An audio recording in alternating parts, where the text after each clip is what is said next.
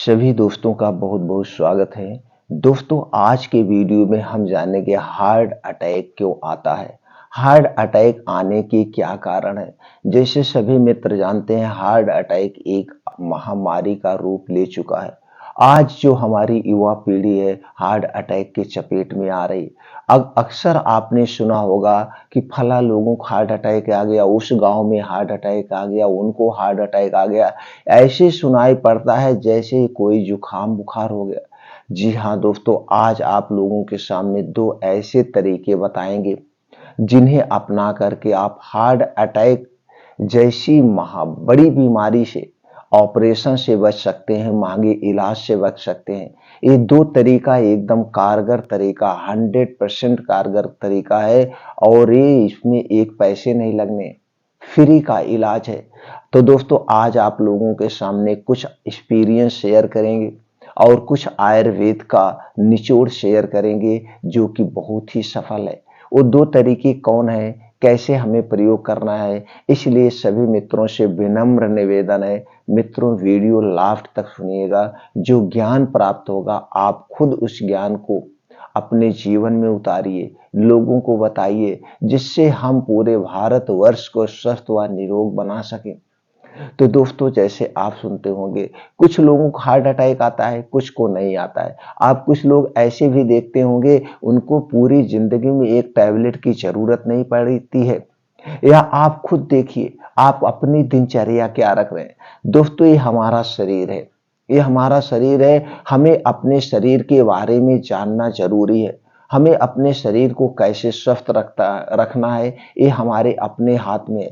तो इसके लिए आपको कुछ दोस्तों प्राकृतिक नियमों को जानना पड़ेगा, क्योंकि ये जो हमारा शरीर है प्रकृति के नियमों से बना हुआ है और उसी प्रकृति के नियम के अनुसार चलते हैं। लेकिन आज जस्ट उसके उल्टा हो चुका है। हम प्रकृति के नियमों के अनुसार नहीं चल रहे, प्रकृति को हम खुद चला रहे हैं। तो इसको थोड़ा सा समझना होगा।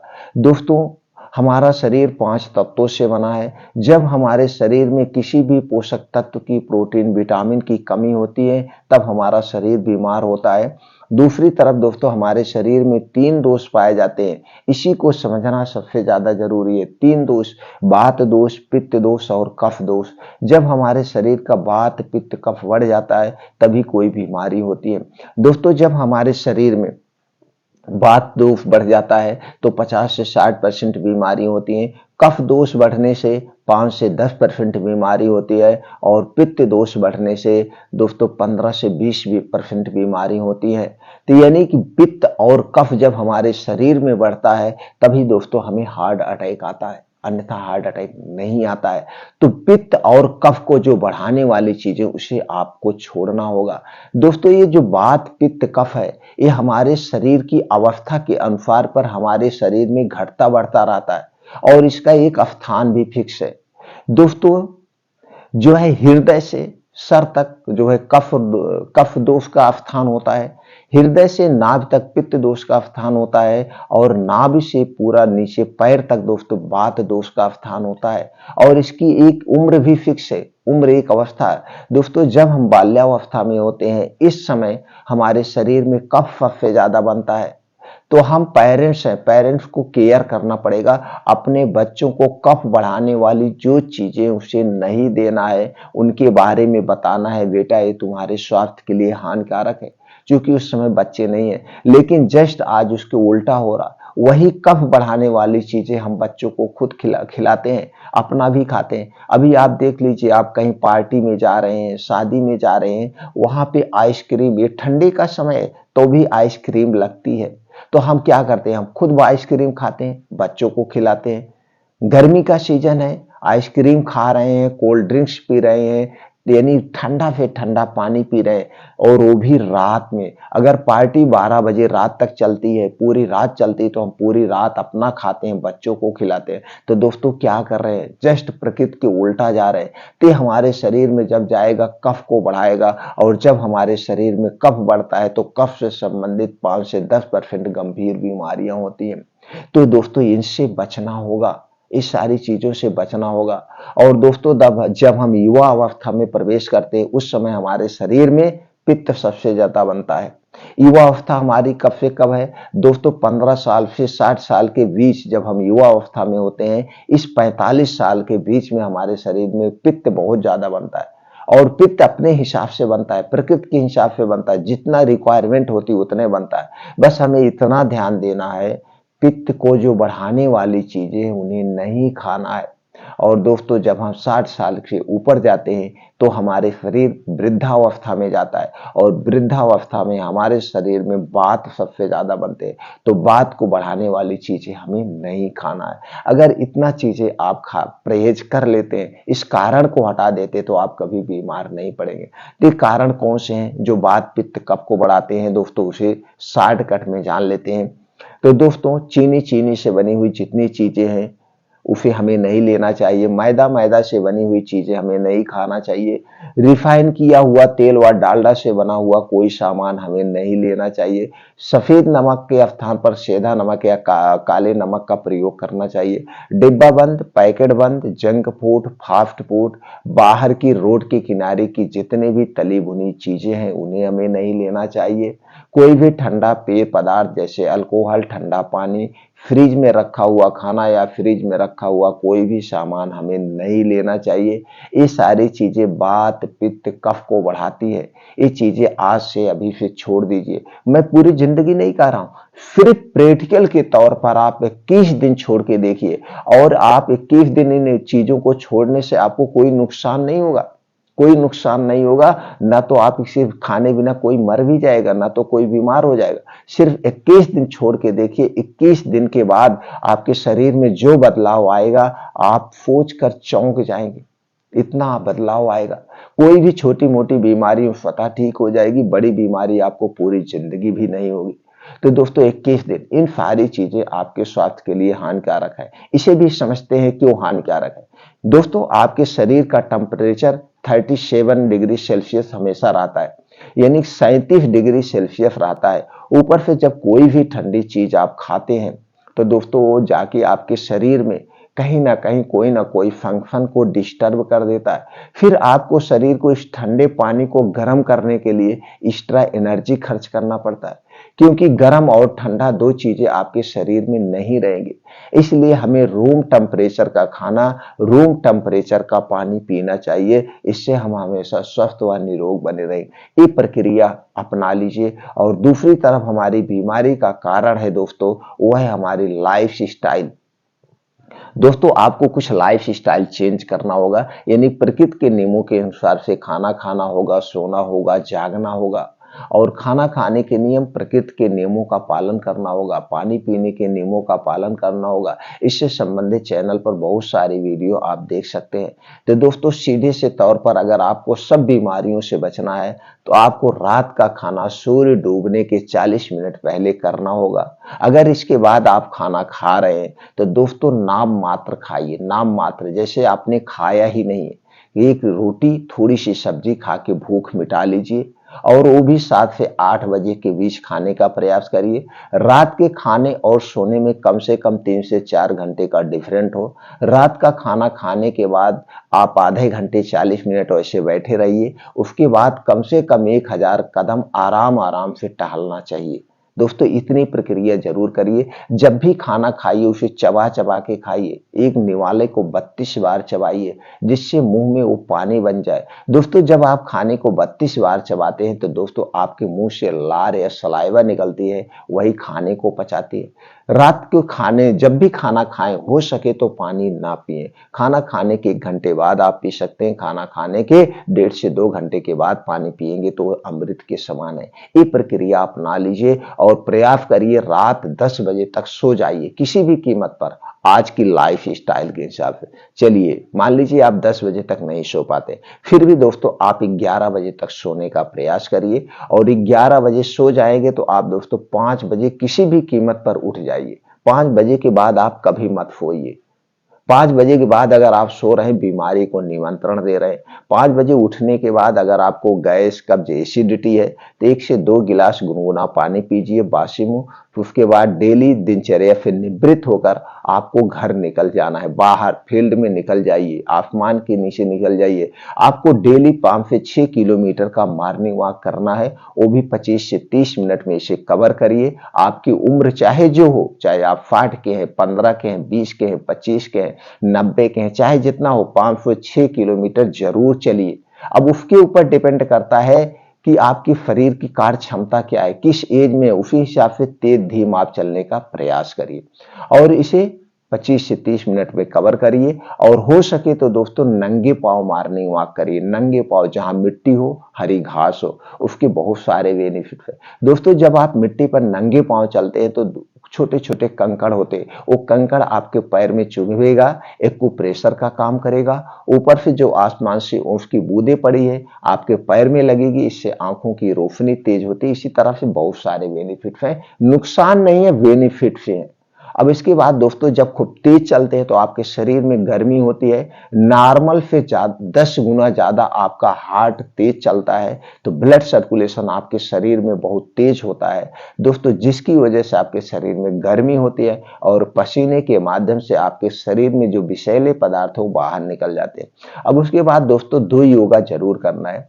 पहला योगा है नाड़ी शोधन, जिसे हम अनुलोम विलोम कहते हैं, 20 से 25 मिनट करना है। अगर आप 20 से 25 मिनट नाड़ी शोधन अनुलोम विलोम करते हैं तो दोस्तों आपके शरीर में कभी भी कोई गांठ नहीं बनेगी, क्योंकि जब आप अनुलोम विलोम करते हैं तो आपके पूरे शरीर के कोने कोने तक ऑक्सीजन का संचार हो जाता है, नसों में कहीं कोई रुकावट है वो साफ हो जाती है। उसके बाद 15 से 20 मिनट नहीं तो 10 मिनट कम से कम आपको कपाल भात करना है। अगर आप 10 मिनट कपाल भात करते हैं मित्रों, तो आप मान के चलिए कि आपको कभी भी पाचन तंत्र से संबंधित कोई बीमारी नहीं होगी, लीवर से संबंधित कभी कोई बीमारी नहीं होगी इससे। और क्या होगा, कब्ज आपको नहीं होगी, आपको डायबिटीज नहीं होगी, आपको ब्लड प्रेशर नहीं होगा, आपको हार्निया नहीं होगा, आपको प्रोस्टेट संबंधित कोई भी समस्या नहीं होगी, इन बीमारियों से बचे रहेंगे। उसके बाद वहीं बैठ के कुछ और शीर्षासन करिए, वज्रासन करिए, जय शीर्षासन, सूर्य प्राणायाम करिए, जो भी करिए, कुछ और योगा करिए। और लास्ट में दोस्तों 15 से 20 मिनट आप मेडिटेशन जरूर करिएगा। मेडिटेशन में क्या होता है, आपके अंदर 2 माइंड है, एक दोस्तों कॉशियस माइंड और दूसरा है सब कॉशियस माइंड। अपने सब कॉशियस माइंड को आप पॉजिटिव थिंकिंग दीजिए, सकारात्मक सोचिए। ये दोस्तों जो सब कॉशियस माइंड है 24 घंटे वर्क करता है, ये पागल होता है, कुछ नहीं समझता। अगर आप आम के पेड़ को कहोगे इमली का पेड़ है, तो ये हमेशा यही कहेगा इमली का पेड़ है, इमली का पेड़ है, जब तक इसके टोन को नहीं बदल दोगे, जब तक ये नहीं कह दोगे नहीं भाई ये इमली का ही है, तब तक वो वही रटता रहेगा। इसलिए इसे हमेशा आप ये शब्द दीजिए, मैं स्वस्थ हूं, मैं हष्ट पुष्ट हूं। अगर आप 60 साल के हैं तो आप कहिए मैं अभी 40 साल का हूं, मेरे अंदर अथाह शक्ति है। तो वो जब आप 40 साल के थे वही वाली इमेज आपके मन में आएगी और आपको अंदर से एनर्जेटिक बना के रखेगा। इसलिए हमेशा इसे सकारात्मक सोच के साथ रखिए दोस्तों। इतना काम करते हैं तो आप कभी बीमार नहीं होंगे, कभी बीमार नहीं होंगे। तो दोस्तों अब आप समझ गए, अब आपको खाना क्या है। अपने खाने में दोस्तों आप ताजे फलों का सेवन जरूर करिए, हरी साग सब्जी, ताजे फल, ये जो सीजन वाइज होते तभी तभी खाइए। जिस सीजन में जो फल मिलता है उस सीजन में खूब फल खाइए, जिस सीजन में जो सब्जी आती है उस समय खूब सब्जी का सेवन करिए। अपने खाने में फाइबर युक्त खाना ज्यादा करिए, तली भुनी चीजों का सेवन कम करिए। आपका खाना नेचुरली होना चाहिए, सात्विक होना चाहिए, आपका खाना सजीव होना चाहिए, 70% सजीव होना चाहिए। तली भुनी से परहेज करिए, आप देखिए कितना स्वस्थ रहेंगे। इस चीज के लिए कुछ ड्राई फ्रूट शामिल करिए, कुछ बीन्स का प्रयोग करिए, समय समय पर बदलते रहिए, कभी कुछ बीन्स खाइए, कभी कुछ बीन्स खाइए। इससे संबंधित चैनल पर बहुत सारे वीडियो पड़े हैं, कभी उस बीन्स का सेवन करिए। क्योंकि जब दोस्तों आप अलग अलग चीजें खाते हैं तो अलग अलग टाइप के पोषक तत्व तो आपके शरीर को मिलते हैं, अलग अलग प्रोटीन्स आपको मिलते हैं, जिससे आप हेल्थी और स्वस्थ बने रहते हैं। अगर इतनी प्रक्रिया कर रहे हैं तो दोस्तों वैसे भी आप बीमारी से बचे रहेंगे। हार्ट अटैक क्या, कोई भी बीमारी आपको नहीं है। अब दोस्तों हम जानते हैं अगर हार्ट अटैक किसी को आया है, हार्ट अटैक की दवा चल रही है, उसके साथ में एक घरेलू नुस्खे आप कर सकते हैं डॉक्टर की सलाह पर, दोस्तों आपको बहुत जल्द ही आराम मिल जाएगा। अगर आपको ऑपरेशन डॉक्टर ने बता दिया आपको ऑपरेशन करवाना है तो दोस्तों ऑपरेशन टल सकता है। आपको डॉक्टर ने बता दिया कि आपको स्टंट लगवाना पड़ेगा तो दोस्तों ये प्रक्रिया 21 दिन कर लीजिए। 21 दिन में आपको रिजल्ट आपके सामने आ जाएगा। डॉक्टर से पूछ लीजिए, सर कुछ मैं घरेलू नुस्खे अपनाना चाहता हूँ, वो जो नुस्खे मैं बताने वाला हूँ आप डॉक्टर को बता सकते हैं, क्या सर मैं इसको साथ में कर सकता हूँ? आप 21 दिन करना, जो दवा आपको चल रही हो दवा दोस्तों धीरे धीरे 21 दिन में ही कम हो जाएगी। और अगर आपने कुछ दिन इसका प्रयोग कर लिया तो दोस्तों चलिए लास्ट में चर्चा करते हैं। पहले वो नुस्खा हम आपको बताते हैं, वो घरेलू उपचार आपको बताते हैं, उसको पहले जानते हैं उसमें कौन कौन से प्रोटीन विटामिन पाए जाते हैं, फिर उसे जानते हैं कैसे हमें प्रयोग करना है। दोस्तों पहला जो उपचार है लौकी, जिसे हम दूधिया कहते हैं। लौकी में पाया जाता है protein, vitamin C, vitamin E, vitamin A, fibre, antioxidant, calcium, iron, magnesium, potassium, zinc जैसे छोटे मोटे तत्व पाए जाते हैं। अगला चीज है दोस्तों है पुदीना की पत्ती। पुदीना की पत्ती में पाया जाता है vitamin A, vitamin C, vitamin E, fibre, potassium, iron, zinc, calcium, antioxidant, antiviral, antimicrobial, antioxidant, thiamine जैसे तत्व पाए जाते हैं। अगली चीज है दोस्तों है तुलसी की पत्ती। तुलसी की पत्ती में antioxidant, antibiotics, anti inflammatory, zinc, iron, fibre, calcium, vitamin A, vitamin C, vitamin K, vitamin E, citric, tartaric, malic acid पाया जाता है। अगली चीज है दोस्तों काला नमक। काला नमक में 85% यानी 85% सोडियम क्लोराइड, 15% में iron, copper, zinc, iodine, manganese, magnesium, selenium जैसे तत्व पाए जाते हैं। अगली चीज है वो दोस्तों त्रिफला। त्रिफला में carbohydrate, vitamin C, mineral, sodium, fibre, antioxidant, malic acid, iron, anti inflammatory, vitamin C, vitamin K, vitamin E, vitamin B जैसे, कैल्शियम, फास्फोरस, जिंक जैसे तत्व पाए जाते हैं। अगली चीज है वो दोस्तों है दालचीनी। दालचीनी में amino acid, antioxidant, fibre, manganese, iron, calcium, vitamin K, vitamin B, copper, potassium, magnesium, phosphorus जैसे तत्व पाए जाते हैं। अब चलते हैं दोस्तों, जान लेते हैं इन्हें प्रयोग करने का तरीका कैसे है। आपको लेना है दोस्तों लौकी 300 ग्राम, 250 से 300 ग्राम आपको लेना है। इसी में लेना है पुदीना की 10 पत्ती, तुलसी की 8 पत्ती। इसे लेकर के आपको जूस बना लेना है, मिक्सर या ग्राइंडर में डाल के जूस बना लीजिए। ये जूस आपका 1 गिलास बन के तैयार हो गया। अब इसमें अपने स्वाद के अनुसार अगर आप डालना चाहें तो काला नमक डाल लीजिए। अब इसे रोज सुबह खाली पेट लेना है। कब लेना है? रोज सुबह खाली पेट। बस इसको लेने में एक सावधानी आपको बरतना है, ये जूस पीने के 1 घंटे पहले कुछ नहीं खाना पीना है और जूस पीने के 3 घंटे बाद तक कुछ नहीं खाना पीना है। अब 3 घंटे तक ये जूस आपके आंतों की साफ सफाई करेगा, फेफड़े की साफ सफाई करेगा, किडनी की साफ सफाई करेगा।